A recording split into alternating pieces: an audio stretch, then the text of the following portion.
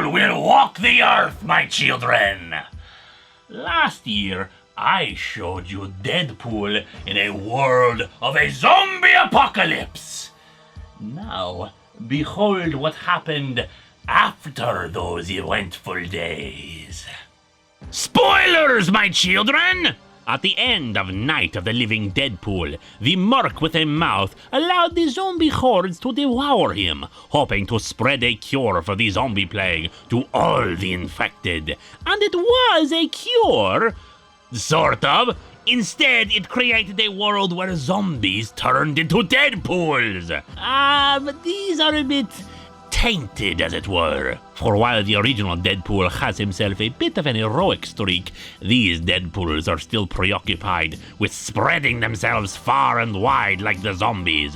It's just they are much more intelligent than the zombies, so they're even more dangerous. While Deadpool is of course at the center of all of this, the actual protagonist of this tale is Liz, a teenage girl who is attempting to rescue her family from the Deadpools. They have been taking the few human survivors they can find for some purpose, and she has tracked them down, running into a single Deadpool along the road. This is the original Deadpool, but his memory is not what it should be, owing to the fact that he has a rather sizable hole in his mask at his forehead, which indicates that he put his own sword through his head. It has of course healed, but he is not sure why he did it.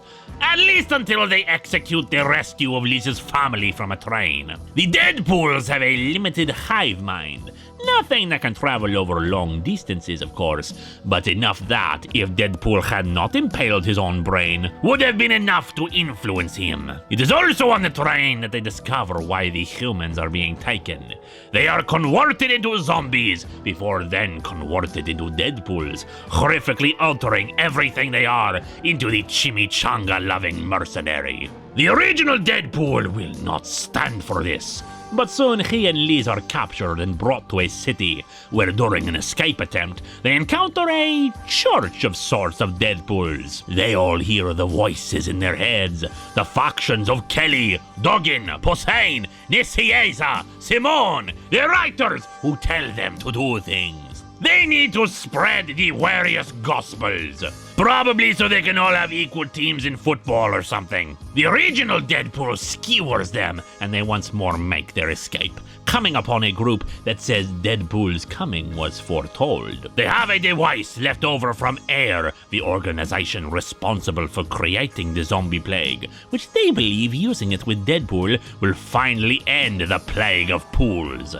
And they are correct. Even knowing it will kill him, Deadpool voluntarily steps into the machine and gets infected with a new plague. This plague turns his regenerative powers upon himself, and he spreads it far and wide, leaving 99% of the Deadpools nothing but ashes. And so Liz, inspired by the original and his self-sacrifice, becomes herself the new Deadpool so that she can hunt down the ones that remain. There's only room in this world for one Deadpool after all.